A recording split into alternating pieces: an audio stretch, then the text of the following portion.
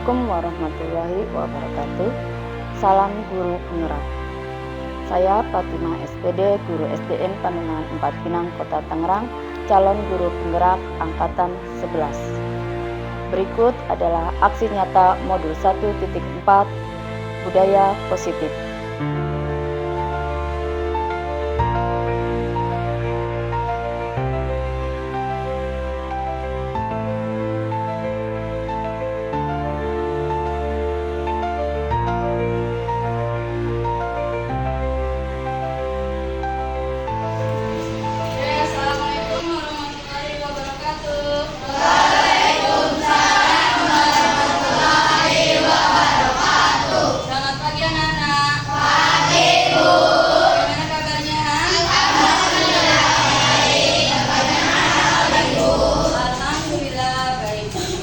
Good morning, students. Good morning, teacher. How are you today? I am fine, thanks. And you? I am fine too. What day is today? Today is Saturday. Oke. Anak-anak, hari ini kita mau membuat kesepakatan kelas. Nanti menjadi keyakinan kelas. Tapi sebelum itu kita mau tepuk semangat dulu. Anak-anak supaya semangat. Oke, are you ready? Yes. Tepuk semangat. Dang dang dang. Deng deng deng. Dong dong dong. Dang dang dang. Deng deng deng. Dong dong dong. Stop. Aha aha. Aha aha. Aha aha. Semangat.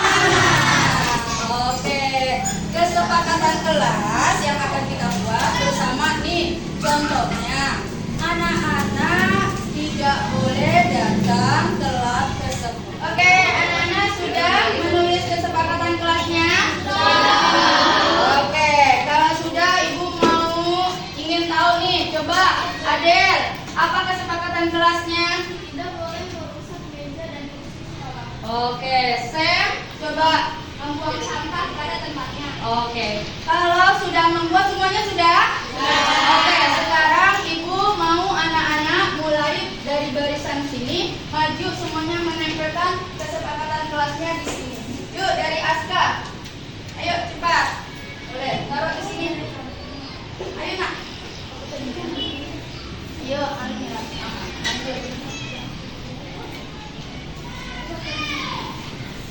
Boleh dari sini.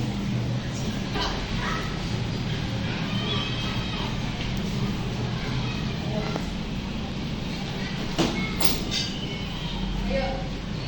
Iya.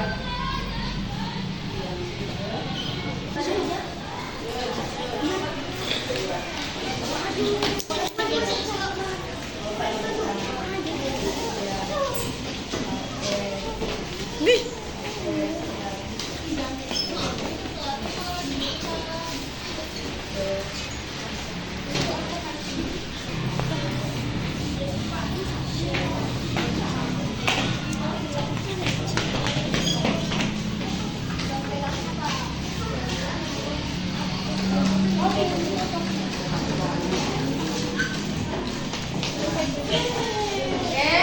ini sudah ada kesepakatan kelas dari teman-teman. Nah, ibu mau satu anak maju ke depan. Abdul, tolong nanti bacakan ini kesepakatan kelasnya. Coba baca kesepakatan kelas dari temannya. Membuang sampah pada tempatnya. Berarti keyakinan kelas apa, nak? Menjaga kelas supaya apa? Bersih. Indahnya, nyaman. Berarti keyakinan kelasnya kenyamanan. Kenyamanan atau Terus apa lagi?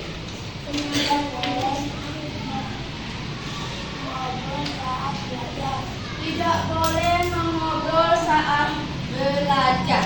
Itu kesepakatannya. Berarti keyakinan kelas apa, nak? Hah? Menghormati. Kita harus saling menghormati. Ada lagi? Abdul? boleh menyontek. Berarti kesepakatan kelas apa? Kejujuran.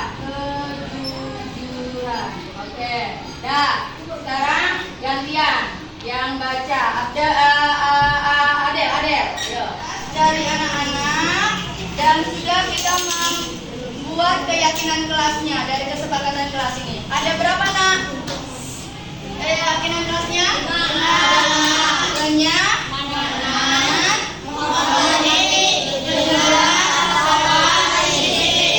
Keyakinan kelas ini setelah kita buat, kita sepakati, berarti harus kita apa kan? Kita terapkan, kita lakukan, kita kerja. Keyakinan kelas 6A. Kenyamanan, menghormati, kejujuran, sopan, disiplin. Kalian yakin dengan keyakinan kelas 6A? Kalian setuju dengan keyakinan kelas 6A? Oke, teman-teman, anak-anak, keyakinan kelas sudah dibuat dari kesepakatan menjadi keyakinan kelas. Ini dimulai dari diri kita untuk kebaikan diri kita, yaitu nanti akan merasa nyaman, saling menghormati, kejujuran, saling sopan, dan bisa membuat diri kita lebih disiplin. Oke, terima kasih anak-anak, semoga bermanfaat keyakinan kelas 6A. Kita harus yakin melaksanakannya dan harus benar-benar dilaksanakan. Setuju? Setuju. Oke, terima kasih untuk anak-anak hebat. Tepuk tangan ya.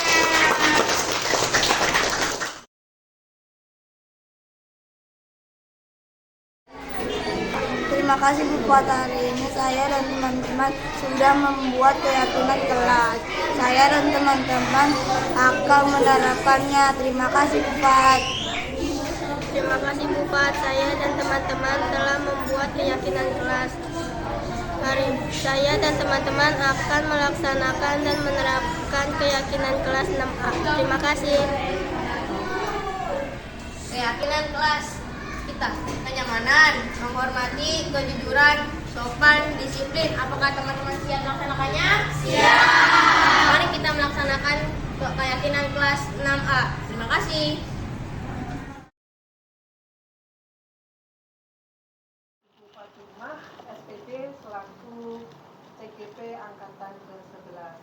Begitu, mudah-mudahan nanti bermanfaat bagi kita semuanya untuk pembelajaran, meningkatkan pembelajaran kita di sekolah, di kelas kita masing-masing dan umumnya di sekolah kita.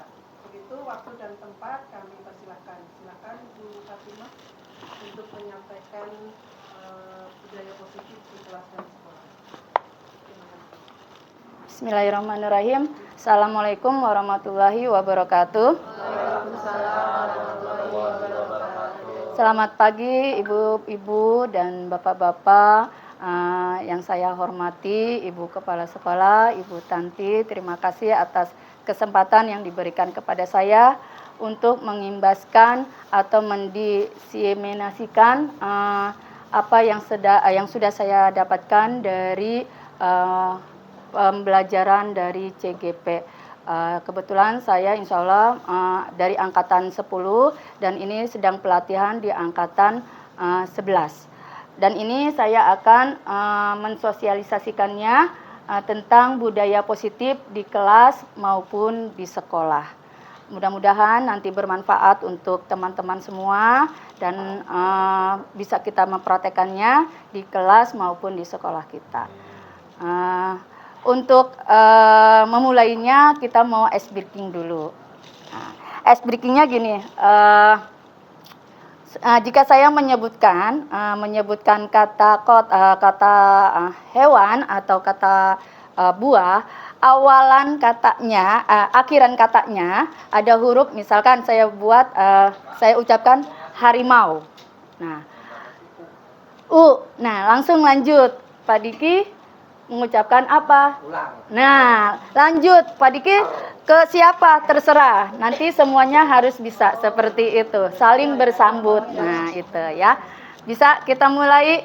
Nah, biar jangan tegang, santai aja.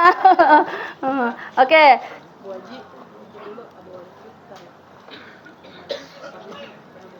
Ya, saya mulai ya. Oke, saya mulai dengan nanti boleh nama negara, boleh nama buah, boleh nama apa sih namanya ibu kota, terserah. Yang penting huruf terakhirnya itu langsung dilanjutkan. Dari misalkan Pak Diki mau ke siapa? Ke Pak Rahmat, terserah. Yang penting semua gurunya kena. Oke, saya mulai ya.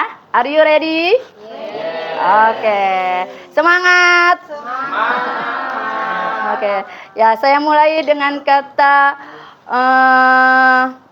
buah semangka. Bu Dede?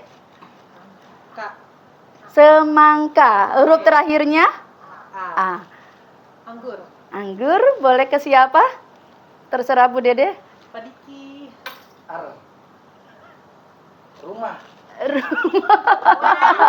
Oh, buah. Terserah mau buah mau Rambutan. rambutan Pak Diki, terserah mau ke siapa?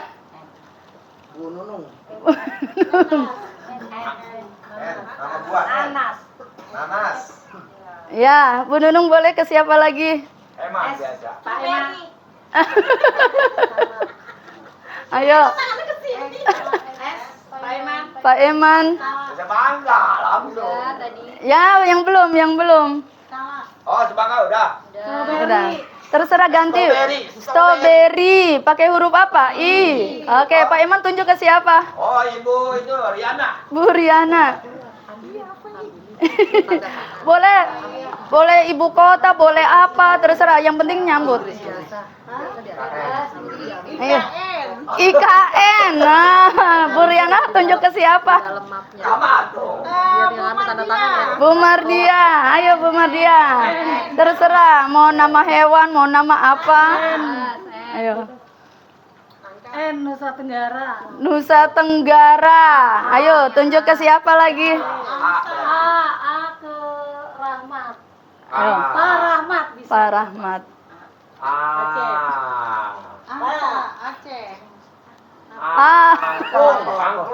Angklung. G berarti G. Ayo Bu Aida. Gajah. Bu Aida ke siapa lagi yang belum? Ayo. Bu Rara. Harimau. Ayo ke siapa lagi Bu Rara? Ke siapa? Bu Lina. Ayo.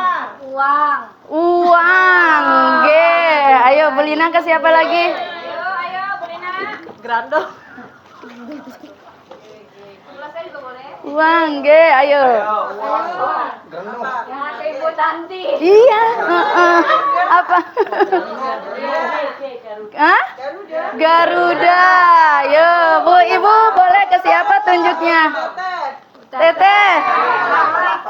Afrika. Teteh. Oke, tunjuk lagi ke siapa yang belum? Tante jangan ke Dede ya, jangan ya. Bu Sinta. Apel. Oke, Bu Sinta. Ke siapa? Pak Julis ya. Los Angeles ya. Pak Julis ke siapa lagi? Semarang. Iya, hebat semuanya. Nah, biar tidak terlalu ini kita biasakan ice breaking kepada anak murid kita, dan ini saya sampaikan kepada teman-teman juga. Terima kasih, dan kita akan lanjutkan tentang pengimbasannya budaya positif di kelas dan di sekolah. Bapak Ibu guru, saya akan memulai tentang evaluasi pemahaman, yaitu modul 1.4 tentang budaya positif. Kebetulan saya merupakan CGP angkatan 11. Langsung.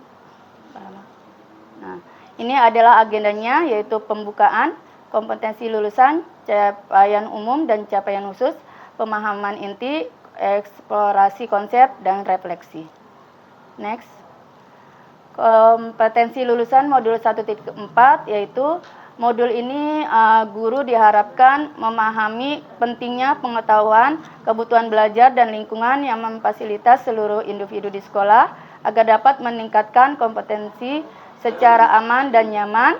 Guru juga mampu menggerakkan komunitas sekolah, kombel kita nih, untuk bersama-sama mengembangkan dan mewujudkan visi sekolah yang berpihak pada murid dan berlandaskan nilai-nilai kebajikan universal. Next. Capaian umum modul 1.4 yaitu memahami konsep pendidikan menurut Ki Hajar Dewantara, Bapak Pendidikan kita, dihubungkan dengan konsep budaya dan lingkungan positif di sekolah yang berpihak pada siswa atau pada murid, melakukan evaluasi dan refleksi tentang praktek disiplin dalam pendidikan Indonesia secara umum, dan untuk mendapatkan pemahaman baru mengenai konsep disiplin positif untuk menciptakan murid dengan profil pelajar Pancasila, serta memahami peran sebagai guru untuk membangun budaya positif dengan menetapkan konsep disiplin dalam berinteraksi dengan murid. Next. Capaian khususnya pemahaman mengenai konsep budaya positif yang di dalamnya perubahan paradigma, stimulus, respon, dan teori kontrol, 3 teori motivasi, perilaku manusia, motivasi internal dan motivasi eksternal, keyakinan kelas, hukuman dan penghargaan, 5 kebutuhan dasar manusia, terus 5 posisi kontrol guru, dan segitiga restitusi. Kemudian menerapkan strategi disiplin positif yang memerdekakan murid untuk menciptakan ekosistem sekolah aman dan berpihak pada murid. Terus menyusun langkah-langkah dan strategi aksi nyata yang efektif dalam mewujudkan dengan seluruh pemangku kepentingan sekolah agar tercipta budaya positif yang dapat mengembangkan karakter murid serta bersikap reflektif dan kritis terhadap budaya di sekolah dan senantiasa mengembangkan sesuai kebutuhan sosial dan murid. Next. Ya. Ini pertanyaan pemantiknya. Setuju Bapak Ibu guru, apakah setuju dengan pernyataan ini? Hukuman dapat mendisiplinkan anak? Pastikan kalau setuju ada alasannya ya. Coba Pak Diki, kenapa? Karena dengan adanya peraturan pasti ada sanksi. Nah, kalau anak dihukum biasanya ada yang tidak taat dalam peraturannya atau kesepakatan kelas. Kalau sekarang kesepakatannya kan itu kan dibuat aturan bersama dong. Betul. Antara guru dan siswa. Kalau satu ada yang melanggar, otomatis harus ada sanksi. Untuk apa? Bentuk tanggung jawab dan sikap disiplin. Kan hukuman itu nggak harus dipukul. Betul. Sekarang ini kan hukuman banyak caranya. Gitu. Bagaimana kita memberikan hukuman tanpa harus memakai kekerasan fisik. Itu, paling itu saja ya. Oke, terima kasih Pak Diki. Ada lagi coba yang memberikan hukuman dengan hasil positif seperti membaca atau membersihkan halaman sekolah dapat meningkatkan disiplin anak. Setuju tidak? Boleh Bapak, Ibu? Pendapatnya Bu Dede? Setuju nggak tuh memberikan hukuman dengan hal positif seperti membaca atau membersihkan halaman sekolah itu meningkatkan disiplin anak juga? Setuju? Alasannya kenapa? Ayo.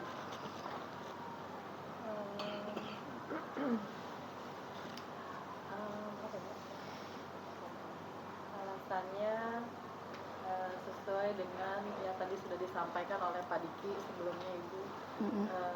Jadi yang dibilang adanya sanksi pasti ada peraturan yang dilanggar. Jadi untuk tidak mengulangi lagi atau memberikan efek jera terhadap si pelanggar, maka diberikan sanksi. Yang penting sanksi itu tidak bersifat kekerasan fisik gitu. Misalkan seperti di sini kan dijelaskan dengan cara membersihkan halaman dan memberikan atau mungkin membaca soal atau apa gitu. Nggak apa-apa kayak begitu. Jadi malah anak-anak jadi lebih disiplin dan memberikan edukasi gitu. Oke, terima kasih. Poin ketiga, setujukah dengan memberi penghargaan dapat meningkatkan motivasi belajar anak juga? Coba ada. Oh, Pak Rahmat, ya silakan. Menurut saya setuju, karena peraturan yang dibuat tadi, yang bukan dari poin nomor 1 dan nomor 2, tidak hanya kita melihat pada anak yang kurang disiplin, tapi juga kita harus melihat pada anak yang sudah disiplin, dan juga anak yang semangat belajarnya sangat memotivasi teman-teman yang lain. Jadi kita harus berikan penghargaan untuk memotivasi anak itu sendiri pada khususnya dan juga umumnya pada anak-anak yang lainnya. Itu saja. Oke, terima kasih Pak Diki, Pak Rahmat, Bu Dede. Kita tepuk tangan, aplaus untuk teman-teman kita. Terima kasih karena memang betul harus menjadi contoh ya, contoh buat temannya. Tadi yang Pak Rahmat bilang motivasi, motivasinya yang baik gitu. Oke, next berikutnya yaitu eksplorasi konsep pembelajaran 2.1 disiplin positif dan nilai-nilai kebajikan universal. Next. Perubahan paradigma, kegiatan kepalan tangan. Ada A dan B, Anda dan teman Anda. Nah, ini sebelah secari kertas kecil ditulis benda atau sesuatu yang sangat berharga untuk Anda letakkan di salah satu tangan Anda dan pegangan benda sesuatu tersebut dengan segala daya. Buatlah sebuah kepalan. Nah, ini saya kepal. Nah, dengan kepalan ini ada yang ingin mencoba sekuat tenaga, berbagai cara meminta agar teman-teman mau mengambil ini. Bagaimana caranya? Dengan cara bisa membujuk saya, terus bisa juga mengancam, nah terus bisa juga menghardik, merayu, menyuap agar saya mau membuka kepalan ini. Inilah sama dengan budaya positif yang akan kita laksanakan. Ya, next. Nah, ini perubahan paradigma teori kontrol. Ilusi guru mengontrol murid, ilusi bahwa kritik dan membuat orang merasa bersalah dapat menguatkan karakter, ilusi bahwa semua penguatan positif efektif dan bermanfaat, ilusi bahwa orang dewasa memiliki hak untuk memaksa. Oke, next. Nah, ini dia. Perubahan paradigma stimulus respon teori. Siapa sesungguhnya yang memiliki kontrol? Nah, ini kita mencoba mengubah orang agar berpandangan sama dengan kita. Nah, biasanya pemikiran kita seperti itu. Ternyata teori kontrolnya kita berusaha memahami pandangan orang lain tentang dunia.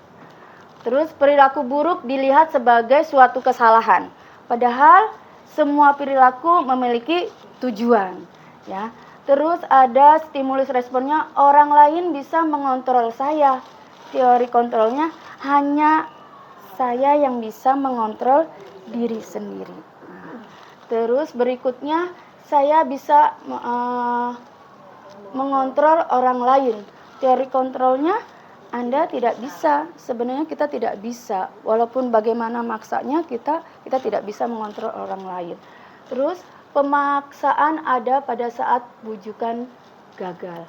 Teori kontrolnya kolaborasi dan konsensus menciptakan pilihan-pilihan baru. Kemudian model berpikir menang atau kalah. Teori kontrolnya model berpikir menang-menang. Nah, jadi kita stimulusnya seperti ini, teori kontrolnya ini. Ya, next, Pak Diki.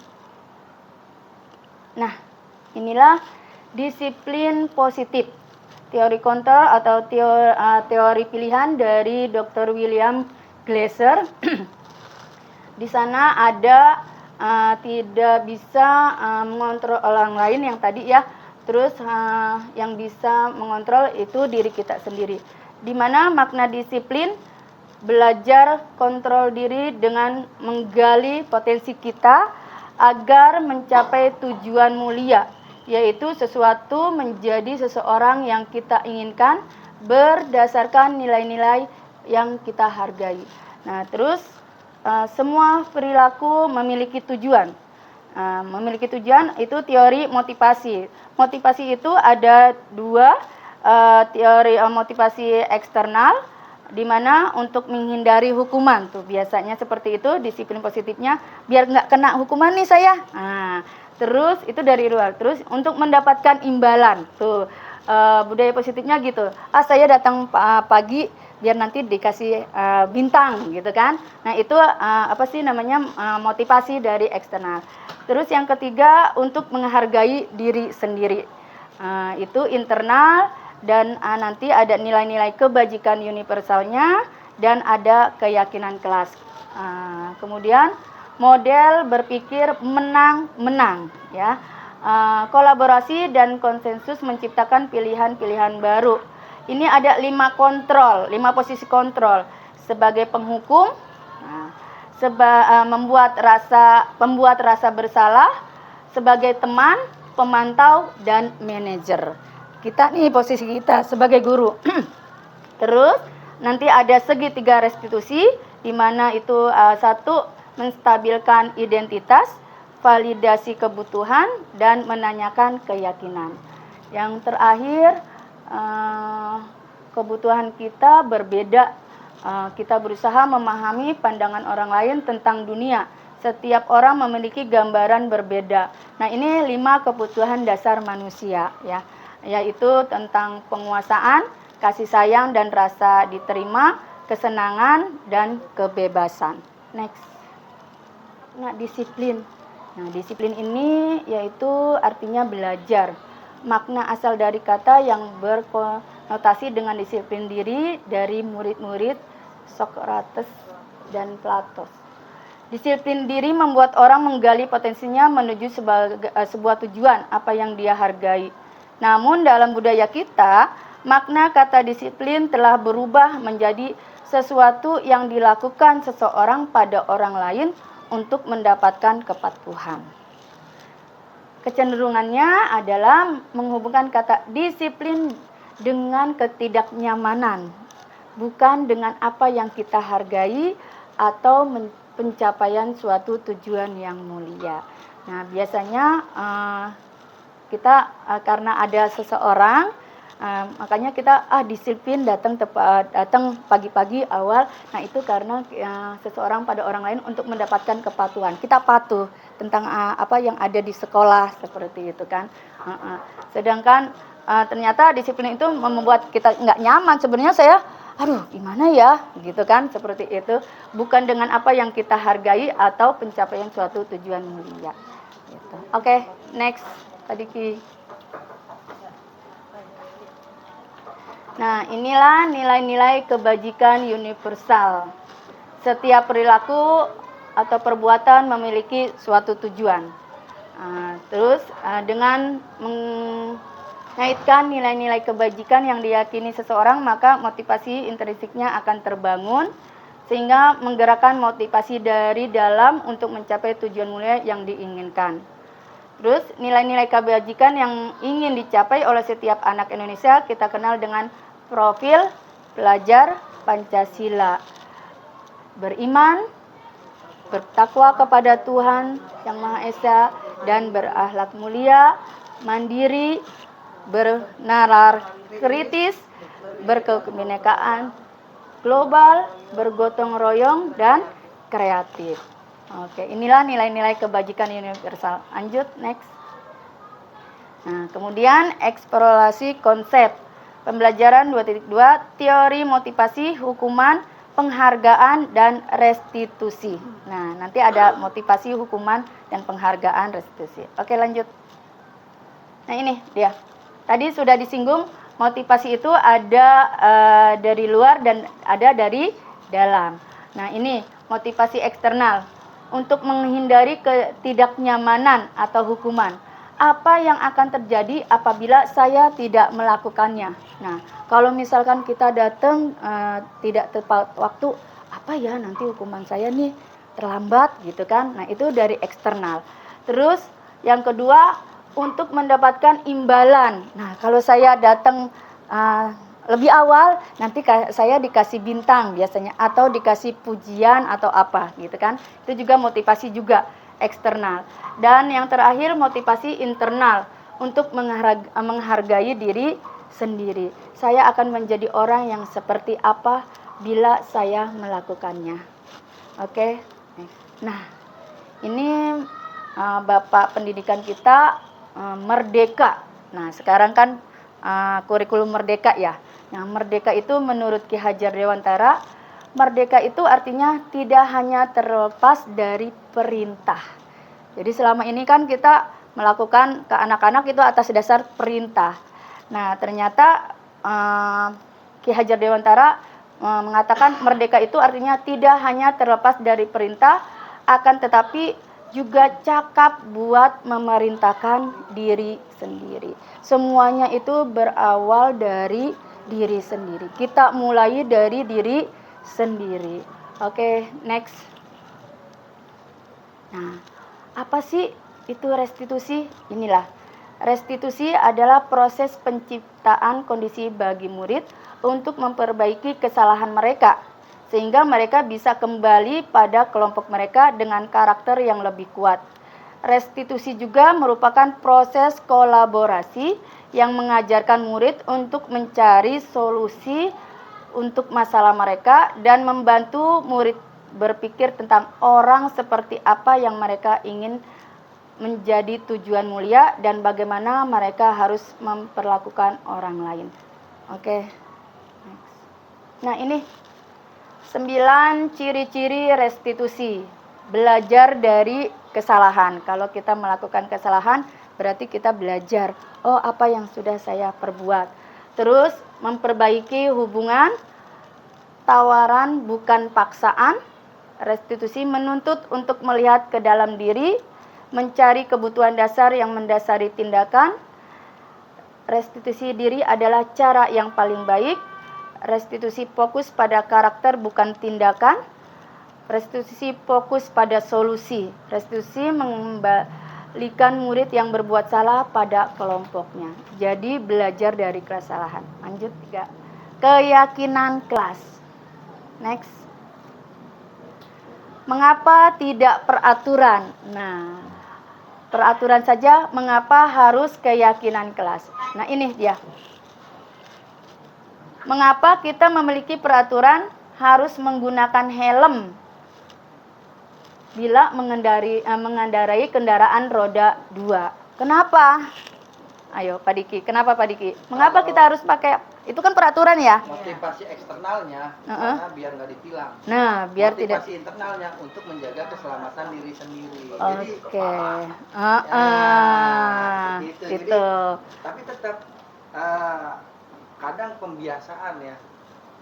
Bahasanya kadang-kadang disebut pemaksaan, padahal itu pembiasaan. Nanti baru merdeka, dia baru ngerti namanya motivasi internal. Oke. Tapi memang harus pembiasaan sih. Iya. Gitu. Terus, mengapa kita memiliki peraturan 3M? Menggunakan masker, mencuci tangan, dan menjaga jarak 1,5 meter. Nah, ini waktu COVID. Mengapa itu kita lakukan seperti itu? Ayo, Bu Riana. Supaya kita tidak tertular oleh penyakit atau virus COVID. Waktu COVID dulu ya? Terjadi COVID. Supaya kita hidup sehat. Itu internal, supaya kita sehat. Eksternal itu supaya kita tidak tertular oleh virus COVID. Sehingga kita memenuhi peraturan yang 3M tersebut. Oke, terima kasih Bu Riana. Lanjut, mengapa kita memiliki peraturan harus datang tepat waktu pada saat mengikuti pelatihan? Bisa dibantu Pak Eman? Ayo. Kalau menurut saya mah aturan yang sudah ditentukan harus dilaksanakan. Nantinya kalau dilanggar maka mendapatkan sanksi, termasuk kalau ada kegiatan seperti contoh saya baru datang jam 8 sedangkan kegiatannya jam 7. Nah seperti itu akan mendapatkan sanksi. Menurut saya mah harus dilaksanakan tepat waktu. Tepat waktu. Berarti kan semuanya berawal lagi dari gitu ya. Oke, untuk mendukung motivasi intrinsik, kembali ke nilai-nilai keyakinan. keyakinan lebih menggerakkan seseorang dibandingkan mengikuti serangkaian peraturan-peraturan. Oke, next Pak Diki. Nah, ini kita mempunyai ini. Nanti kita buat peraturan di kelas tuh, biasanya peraturan sudah ada. Nah, dari peraturan kelas ini kita buat kesepakatan. Kita ubah kata-kata peraturan itu, biasanya di peraturan tidak boleh, jangan. Nah, itu kata-kata seperti itu kita ubah menjadi kesepakatan dan kita tingkatkan lagi menjadi keyakinan kelas. Jadi kata jangan, tidak boleh itu tidak ada, gitu, dihilangkan. Misalkan maaf, jangan ngobrol ketika guru sedang menerangkan.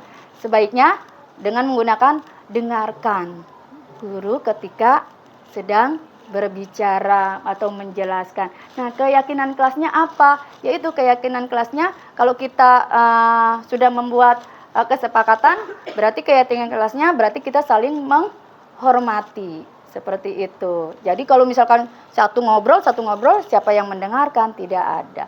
Terus misalkan lagi datang tepat waktu. Tuh, kita kesepakatannya. Berarti keyakinan kelasnya apa? Berarti disiplin. Berarti datang tepat waktu itu disiplin. Nah, dari keyakinan kelas kita biasakan terus masuk ke lingkungan positif yang lebih besar lagi, mencakup lagi nanti ke satu sekolah, lingkungan sekolah, dan menciptakan budaya positif. Oke, next Pak Diki. Nah, ini dia kesepakatan kelas tuh. Datang tepat waktu, mengucapkan salam, menjaga kebersihan sekolah, aktif dalam pembelajaran, tertib. Nah, ini apa?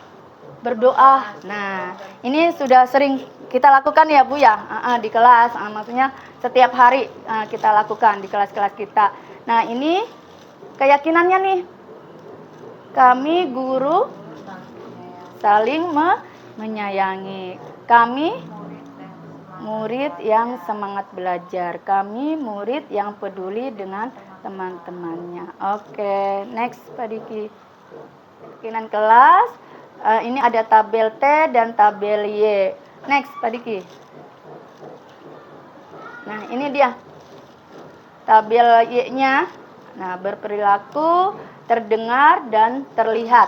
Nah, apa sih itu yang berperilaku? Ya, misalkan nah, itu berperilaku ya. Yang terdengar dengan ucapan-ucapan yang positif, yang baik, yang enak, gitu kan. Nah, terlihat misalkan memakai baju seragam dengan rapi, itu terlihat dengan mata kita ya.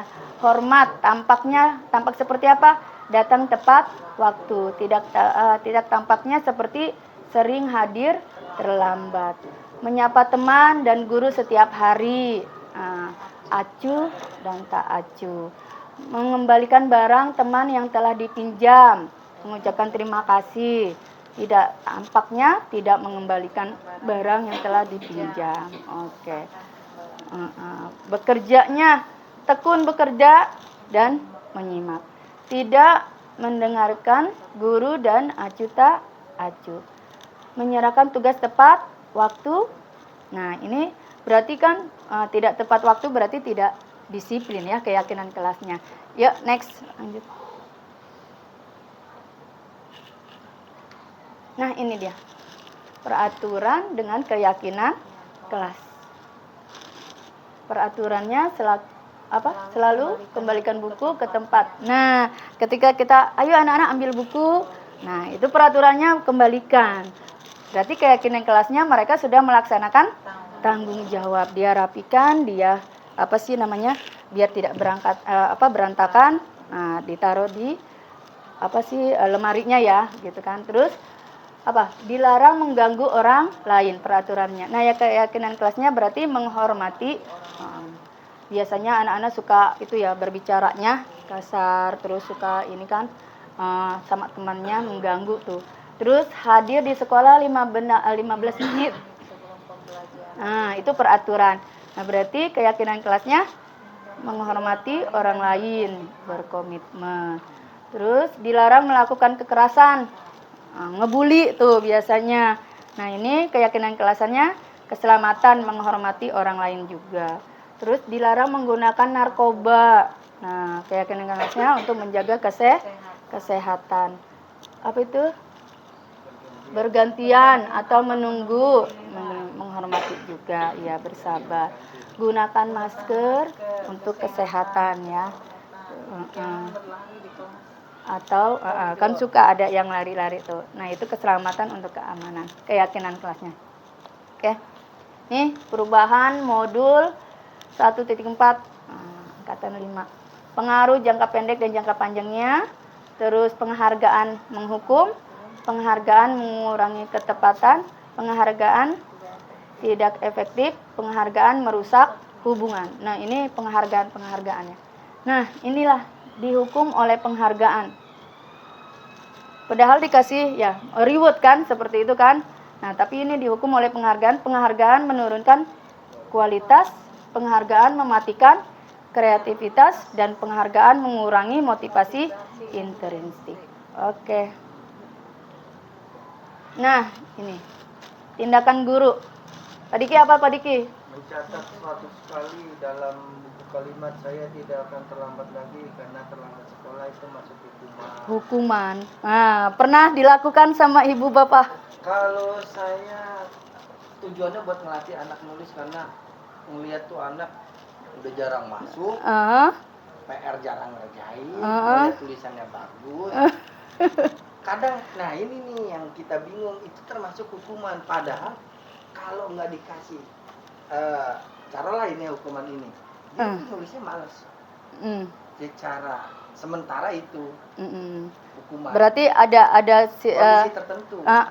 Berarti ada nilai positifnya juga tuh. Sebenarnya dia nulis itu ya, gitu kan? Tujuannya ke arah situ. Tulisannya udah pas nggak pakai cara. Huruf besar jadi huruf kecil, huruf kecil jadi huruf besar.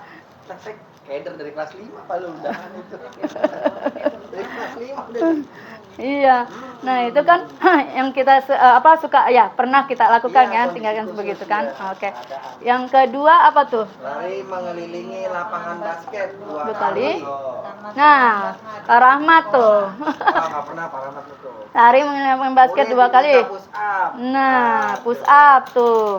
Menggantikan kertas tugas teman yang telah dicoret. Nah, ini konsekuensi karena ada kata menggantikan. Nah, kalau hukuman itu sebenarnya nggak ada hubungannya sih sebenarnya, mencatat sama saya terlambat kan nggak ada tuh.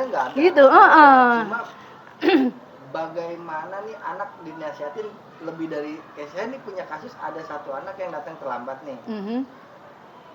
Udah 3 kali lebih dibilangin jangan terlambat, orang tuanya di WA jangan terlambat, tetap masih terlambat gitu ya. Ini jadi saya masuk ke hukuman karena ketika nasihat nih 3 kali ngabarin orang tua masih tetap nggak ada perubahan. Nah, itu pembiasaan itulah mengingatkan dia ketika menulis kan, siapa tahu dia sambil baca. Kalau bicara nggak ada hubungan, memang tidak ada hubungan datang terlambat dengan kegiatan menulis. Iya. Nah, itu. Tapi ketika menemukan budaya positif, pasti ada hubungan. Iya. Gitu. Oke, kita lanjut. Membersihkan tumbahan air di meja tulis karena tersenggol pada saat belajar. Itu namanya konsekuensi ya. Terus murid disuruh untuk mengenakan sepatuan sekolah karena sepatu hitam itu hukuman karena kan biasanya sekolah itu menggunakan itu ya, peraturannya menggunakan sepatu hitam gitu. Hari mengelilingi lapangan basket karena terlambat pelajaran PJK, konsekuensi 10 menit. Jadi gini, seperti ini apa sih namanya, misalkan mereka dia datang ke kelas nih 10 menit kita udah mulain. Nah, nanti pas mau istirahat dia jangan istirahat dulu, kerjakan dulu yang tadi terlambat gitu. Jadi gitu. Jangan teman-temannya istirahat dia juga ikutan istirahat padahal dia tadi udah telat gitu lah. Oke, next. Oke. Nah, ini 2 kasus yang sama tuh. Lari mengelilingi lapangan basket 2 kali karena terlambat hadir di sekolah. Tindakan, ayo kita diskusi gimana? Jadi, kenapa PJOK konsekuensi ya? Untuk pihak. Iya, kenapa kita hukum Ya, apa karena sesuai dengan pembelajaran ya? iya, Ya. benar. Iya, Logikanya betul. gitu aja Iya, konsekuensi. Basket itu kan dia lingkup terlambat, terus dia mengelilingi Karena lapangan dia- sesuai dengan jam olahraga PJOK. Nah, PJOK. Nah. Sementara Menurut saya begini Bu, kenapa ini disebut konsekuensi Aha. dengan PJOK? Karena basket itu ada yang namanya gerakan berlari. Jadi dengan Lokomotor. dia dikasih konsekuensi berlari, Pemanasan. itu Sudah salah satu lokomotor. adalah dari bentuk latihan dia Iya. atau pemanasan dia. Oke. Jadi itu bukan hukuman atau sama aja seperti dia latihan, gitu Ibu. Kalau hukuman yang lari mengelilingi lapangan basket 2 kali karena terlambat hadir ke sekolah, itu kenapa menjadi hukuman? Karena hukuman itu tidak hanya lari ke lapangan sebenarnya. Tuh, jadi bisa bentuk teguran atau penugasan. Oke. Tuh. Iya, tadi kan sudah di ini kan kalau hukuman itu nggak ada kaitannya sih. Dia mengelilingi lapangan 2 basket karena terlambat hadir sekolah. Lah, nah tidak ada. Tapi kalau konsekuensi ya ini, ya. Oke, gitu. Next. Hukuman sama konsekuensi. Nah, ini hukuman.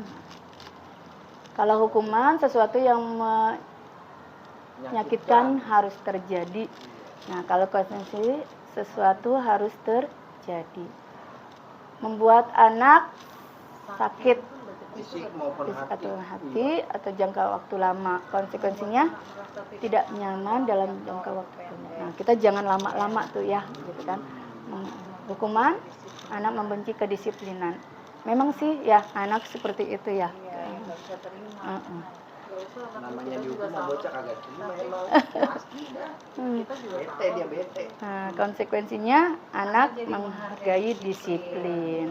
Oke. Terus kalau hukuman itu paksaan.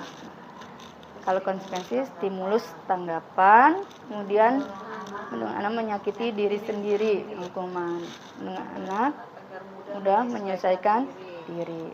Terus kalau hukuman konsep diri yang buruk. Nah, iya. Terus kalau konsekuensi karena kita belajar dari yang ini. Terus hukuman anak belajar kesalahan. Kalau dia berbuat salah dia nggak mau tuh karena nanti dapat hukuman gitu kan. Nah, kalau konsekuensi anak belajar untuk mematuhi peraturan. Terus marah, rasa bersalah, dipermalukan, merasa tak dihargai. konsekuensinya kehilangan hak, dibuat tidak nyaman, diasingkan untuk sementara. Nah, inilah bedanya hukuman dengan konsekuensi. Beda ya hukuman. Oke, next. Tadi Ki.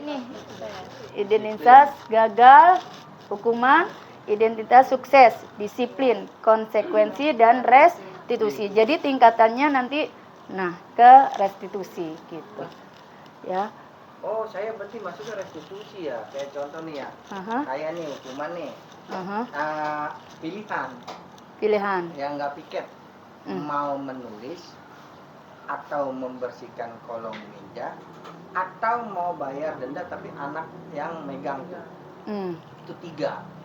Jadi itu dia pilihan suka-suka. Mau nulis aja Pak, tulis. Mau bersihin kolong meja, bersihin. Jadi sesuai dengan apa yang dia masukkan restitusi berarti itu ya pilihan. Nah, pilihan. Jadi Hukumannya pilih jenis mengerjakannya dengan apa sanksinya yang kamu suka kayak gitu. Oke. Berarti Pak Diki sudah melakukannya ya? 3 jadi opsinya. 3. Denda 1.000 tapi yang megang bukan saya, bendahara kelas. Tapi itu enggak, kan ada 3 pilihan. Yang males dia bayar ke bendahara. Tapi ada catatannya, ntar saya lihat tuh tiap bulan. Tapi bukan saya yang ini gitu. Kalau saya juga sama Bu, tapi saya tidak memberikan pilihan langsung. Nggak pikir denda, tapi yang megang anak. Jadi itu maksudnya konsekuensi. Hukuman. Ada ibaratnya pilih mau yang mana kamu gitu. Oke. Nah, itu hukuman ini nih, sesuatu yang menyakitkan harus terjadi, tidak nyaman untuk murid, jangka waktu panjang korban. Tapi kan Nah, harus sesuai dengan kesepakatan anak-anak. murid dan anak Iya. akan tersakiti. Kalau kesepakatan anak-anak Jatuhnya Nah, konsekuensi. konsekuensi. ya, perilaku positif agresif meningkat. Nah, terus sistem tidak akan berjalan bila murid tidak takut, berlaku hanya pada sebuah, tidak berlanjut pada kehidupan nyata. Peraturannya adalah kamu harus. Nah, itu tuh biasanya ada kata-kata seperti itu. Kamu harus, namanya penghukum. Nah, inilah konsekuensinya. Sesuatu Harus terjadi, tidak nyaman. Untuk jangka waktu pendek, korban bisa diabaikan, murid anak dibuat tidak nyaman. Nah, penguatan hanya pendek, memerlukan monitoring, supervisi. Oke. Apa peraturannya? Mampukah kamu melakukannya? Terima kasih. Nah, ini restitusinya. Menguatkan murid anak dalam jangka waktu panjang. Korban mendapatkan ganti, murid atau anak mendapatkan penguatan. Masalah terpecahkan. Murid belajar bertanggung jawab untuk perilakunya, fokus pada pemecahan masalah dalam jangka waktu panjang. Apa yang kamu yakini? Nah, itu ya. Restitusi itu seperti itu. Apa yang bisa kamu lakukan untuk memperbaiki masalah ini? Gitu. Terus murid atau anak menghormati dirinya dan orang lain. Oke, next. Oke. Kita masuk ke kebutuhan dasar manusia dan dunia berkualitas. Nah, ini kebutuhan dasar. Kebutuhan dasar manusia bertahan hidup, yaitu ada kasih sayang dan rasa diterima, penguasaan, kebebasan dan kesenangan. Semua orang ini ya kebutuhan dasar manusia. Yuk lanjut. Nah, apa yang terjadi jika kebutuhan dasar manusia tidak terpenuhi? Ayo. Galau. Galau. Kucing. Apa? Nah, kalau belum makan kita pusing Pak misalnya. Bisa kalau belum makan, lapar, kalau ngajar lapar, terus apa tuh? Baper. Lemes. Saya nyari ke kantin dulu bentar. Nah, itu ya, kebutuhan dasar manusia tuh tidak terpenuhi. Biasanya misalkan kita Pak Diki nih belum ngopi. Ngajar di dalam kelas, wah, langsung dah emosinya tingkat dewa. Tidak terkontrol. Akhirnya saya nyeduh kopi dulu bentar. Terus emosi saya terkontrol. Saya seruput kopi sedikit. Tapi buang untungnya jangan sembarangan. Enggak, Pak Eman itu mah biar dipotong. Rokok di mana-mana. Buang bungkus kopinya sembarangan. Kopinya. Kalau saya pengetahuan jeruk super. Lah emang ini dipotong aja susah. Oke, ya itu ya. Kebutuhan dasar kalau tidak terpenuhi beda-beda sih semuanya. Kalau saya mah diam aja deh, tidur. Kebutuhan dasarnya apa sih kira-kira? Kalau ngopi kan beberapa nih ya. Cuan. Tanggal tua ibu pada yang merangkut Oke. ya.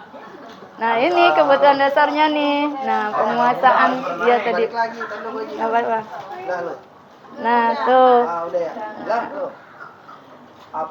Nah, ini kesenangan, kebebasan ya kebutuhan dasarnya kita. Oke, next. Next. Udah ya diskusi ya Bu Haji ya. Ya, next. Oke, nah ini 5 posisi kontrol. Nih kita sebagai guru ya. Oke. Gagal. Nah, yang ide. Nah, biasanya tuh ada peraturan. Nah, ini kita suka. Nah, dengan Nunjuk. nah tuh. Saya nunjuk kamu. Nah, itu penghukum. Nah, pembuat orang merasa bersalah. Ini posisi kontrol kita ya. Teman, pemantau, dan manajer. Nah, ini yang gagal nih. Nih, biasanya. Kamu seharusnya gitu kan.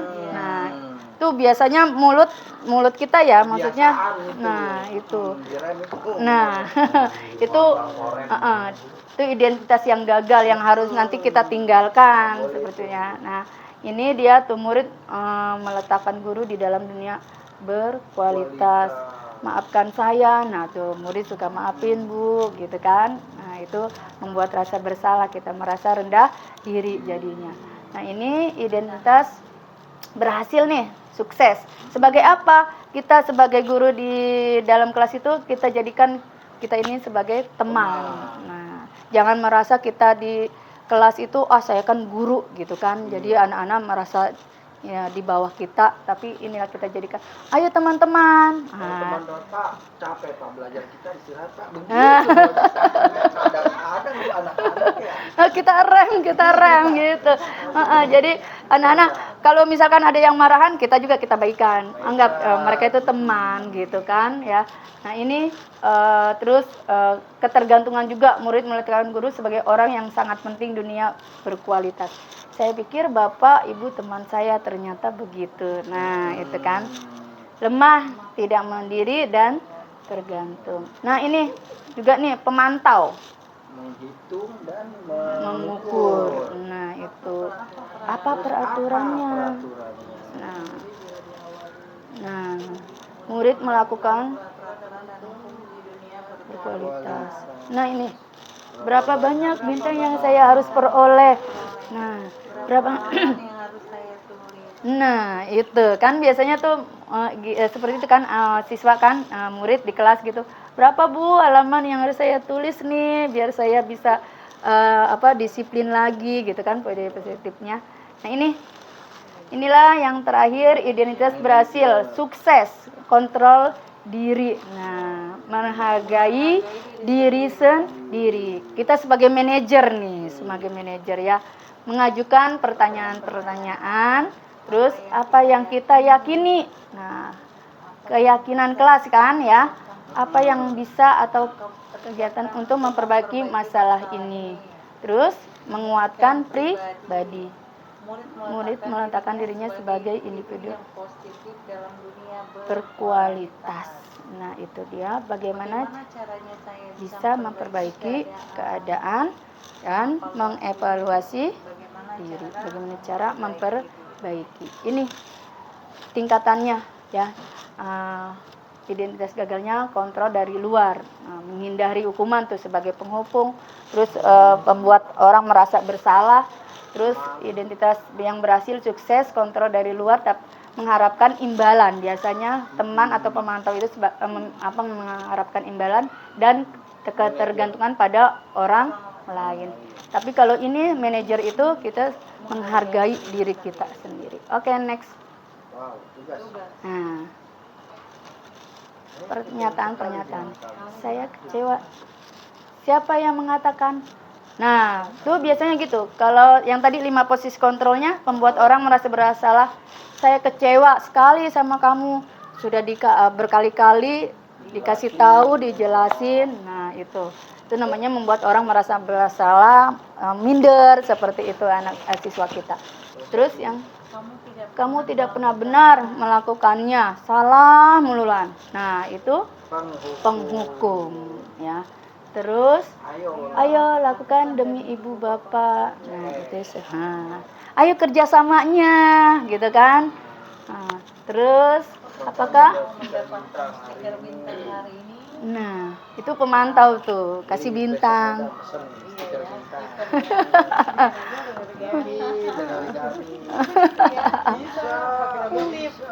Oke, lanjut. Bagaimana kamu bisa menyelesaikan masalah ini? Nah, itu yang mengatakan seorang manajer gitu kan.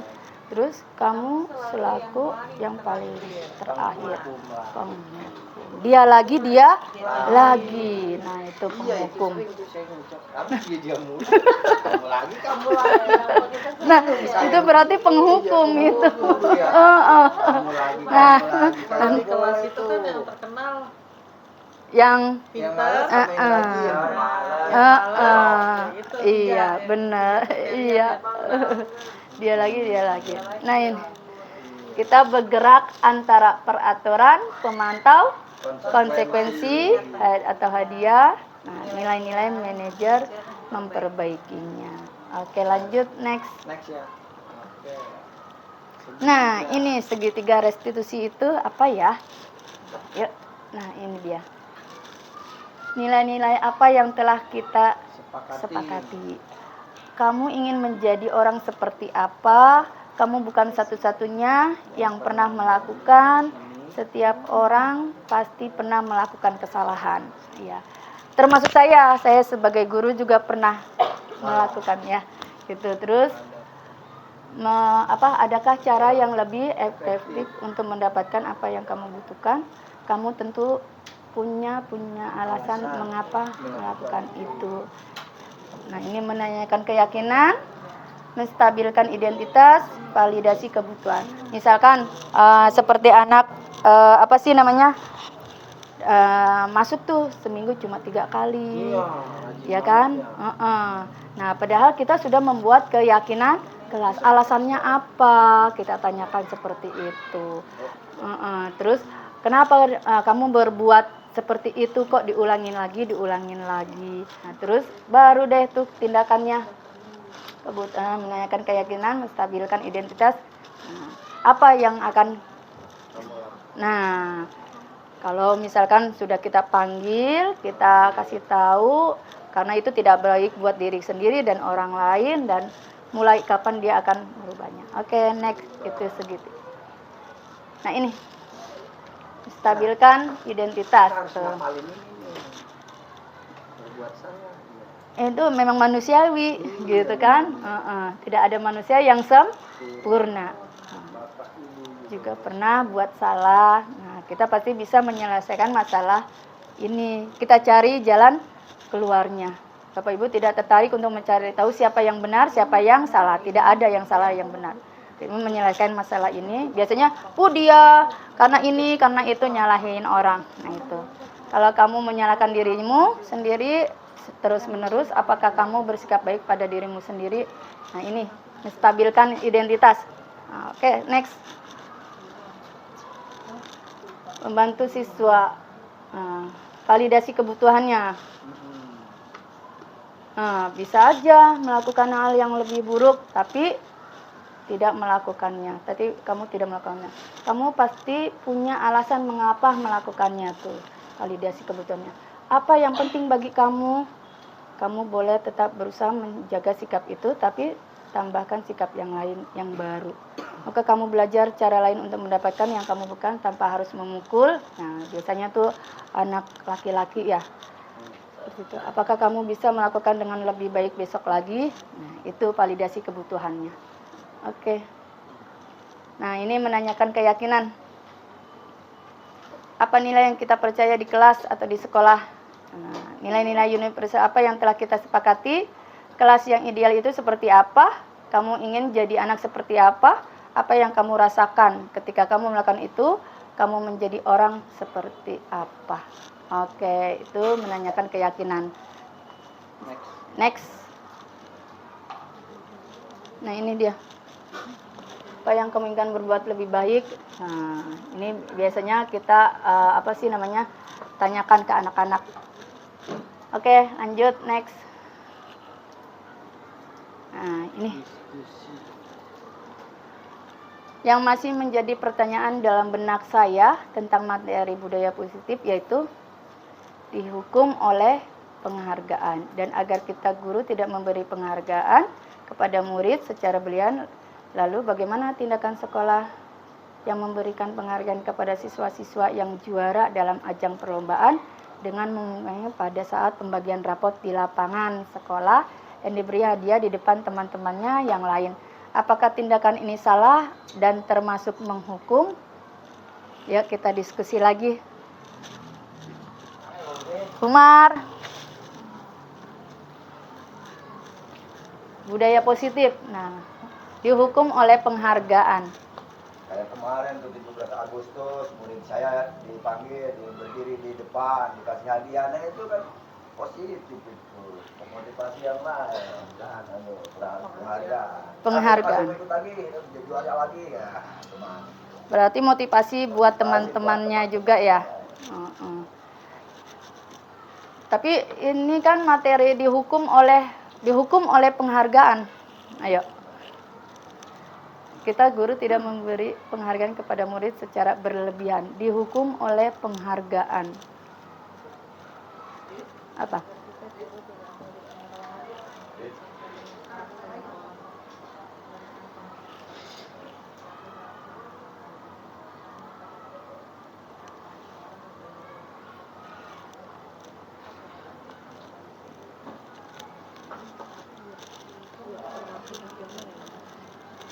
Oke, bagaimana?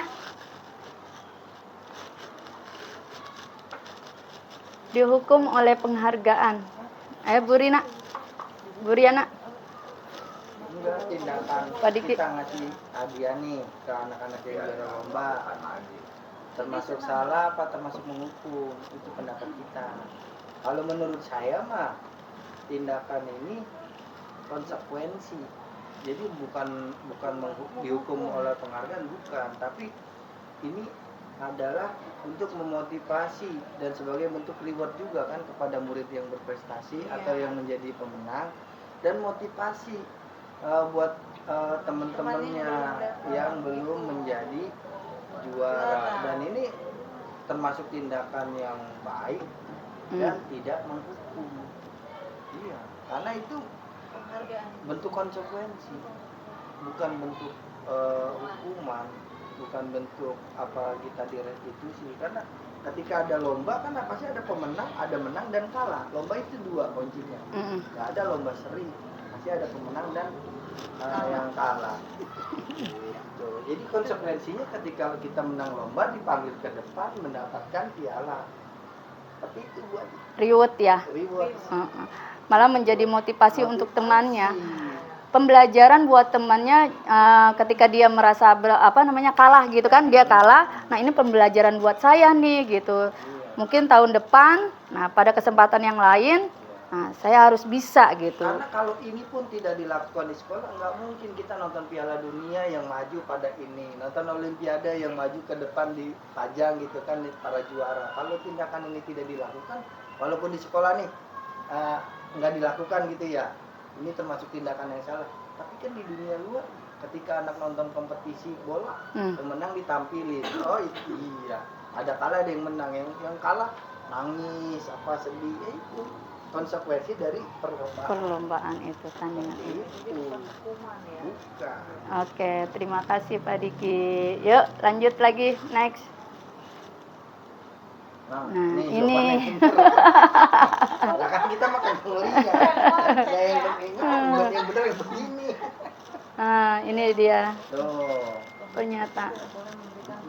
Tidak Tetap boleh. Hendaknya dimaknai dengan konteks yang luas. Penghargaan Iya. tetap boleh diberikan kepada peserta didik yang berprestasi, telah Bekerja, berpikir keras. Nah, berkompetisi sungguh-sungguh. Iya benar. Namun perlu disampaikan kepada peserta didik agar dipahami oleh mereka bahwa kompetisi atau perbuatan perbuatan yang yang baik dilakukannya tidak boleh dilandasi oleh keinginan atau motivasi eksternal, intrinsik ya, untuk mendapatkan penghargaan. penghargaan. Jika mereka berbuat hal-hal Positif. positif, tentunya akan membawa keuntungan bagi dirinya dan bukan tidak mungkin bagi orang lain. Sikatnya kita ajak mereka melakukan sesuatu Dilandasi niat yang yang tulus dan ikhlas. Nah, Jika atas perbuatan yang mereka lakukan ternyata mendapatkan hadiah atau imbalan itu karena adanya apresiasi positif dari orang lain, bukan atas keinginan dan permintaannya. Itu. Bukan dari request, tapi berdasarkan hasil lomba. Oke. Ini mah kemampuan berlomba. Oke, next. Nah, lagi. Nah, ini dia. Diskusi. Sebetulnya kita sudah melakukan budaya positif ya di kelas, di sekolah. Namun banyak di antara kita masih bingung ini dalam menerapkan budaya positif di lingkungan sekolah baik secara dewan guru maupun sebagai murid. Pertanyaan, bagaimana langkah awal kepala sekolah dan guru dalam menyusun dan menjalankan budaya positif di lingkungan sekolah yang berpihak kepada murid. Ayo, kita diskusikan lagi.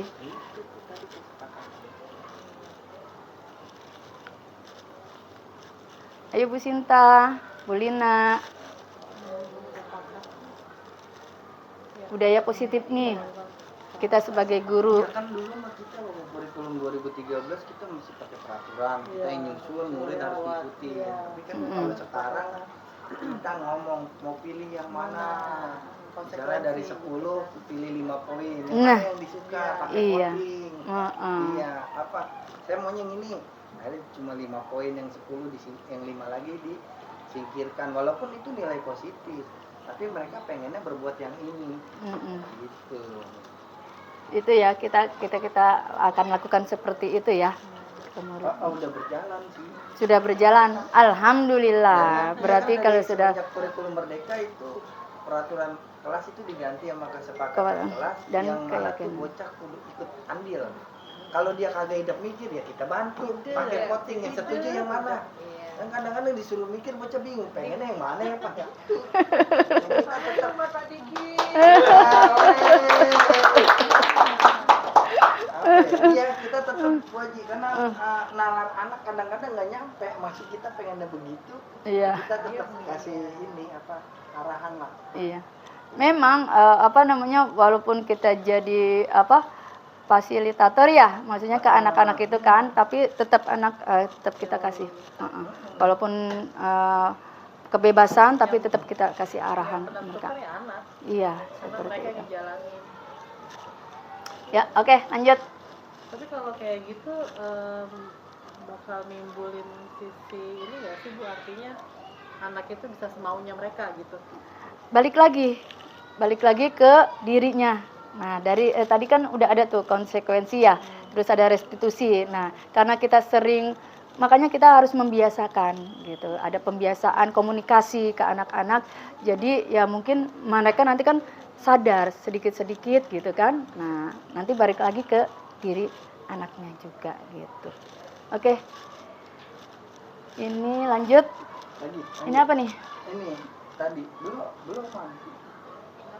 Nah, ini terakhir. Bukan hal yang mudah namun berarti tidak bisa. Demikian halnya penerapan budaya positif di sekolah tidak semudah membalikan telapak tangan. Iya.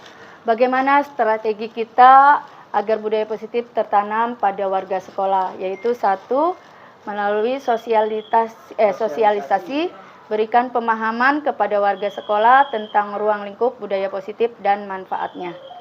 Pastikan bahwa sebagian besar sudah memahaminya. 3, mulailah dengan membuat kesepakatan untuk menerapkan hal-hal sederhana, misal senyum, sapa ketika bertatap muka. Jangan cemburu. Kita ada masalah di rumah, dibawa ke sekolah. Kita tahan dulu di rumah. Terus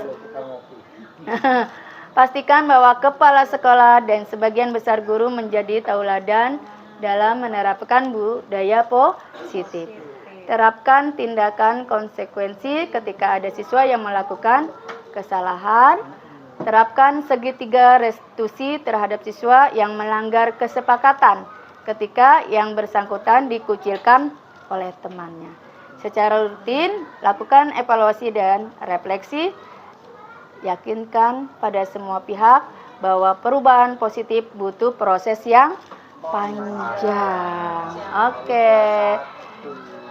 Next. Terima kasih. Nah, ini slide yang terakhir yang ditunggu-tunggu. Terima kasih Bapak Ibu yang telah menyempatkan waktunya, dan mudah-mudahan apa yang saya dapatkan di CGP saya bisa menularkan ke teman-teman, dan teman-teman juga bisa mempraktekannya di kelas maupun di sekolah. Terima kasih, semoga bermanfaat.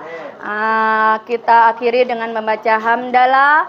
Alhamdulillahirobbil alamin. Terima kasih kepada Bu Haji Fatimah atas pengimbasan tentang budaya positif di lingkungan kelas dan sekolah, sehingga saya dapat mengetahui tentang hukuman, restitusi, dan konsekuensi. Saya akan mencoba menerapkannya di kelas saya sendiri khususnya dan lingkungan sekolah pada umumnya. Assalamualaikum warahmatullahi wabarakatuh. Terima kasih kepada Ibu Haji Fatimah MPD, bahwasannya hari ini saya telah mendapatkan ilmu, mendapatkan pembelajaran yang sangat luar biasa tentang 5 posisi kontrol, dan insya Allah akan saya terapkan di kelas sebagai seorang manajer, karena di kelaslah kami dapat menerapkannya dengan baik. Terima kasih. Assalamualaikum warahmatullahi wabarakatuh. Saya mengucapkan banyak terima kasih kepada Bu Haji Fatimah SPD yang telah melakukan pengimbasan di sekolah kami tentang budaya positif mengenai segitiga restitusi. Saya menjadi paham dan sedikit tahu tentang materi segitiga restitusi, dan saya akan menerapkan pada pembelajaran PJOK di sekolah saya. Terima kasih saya ucapkan kepada Ibu Haji Fatimah yang sudah menyampaikan pengimbasan hari ini budaya positif untuk penanganan masalah di kelas dengan segitiga restitusi. Semoga saya dapat mengembangkannya di kelas saya untuk menangani masalah-masalah yang saya hadapi di kelas. Terima kasih Ibu Fatimah, sukses selalu. Demikian tadi aksi nyata pembuatan keyakinan kelas dan pengimbasan budaya positif kepada teman-teman rekan sejawat SDN Panunggangan 4 Pinang, Kota Tangerang. Dan terima kasih atas umpan baliknya kepada anak-anak ibu yang hebat dan guru-guru SDN Panungan 4 yang hebat juga. Salam guru penggerak, semoga bermanfaat. Mari kita terapkan budaya positif di sekolah kita, di kelas kita. Wassalamualaikum warahmatullahi wabarakatuh.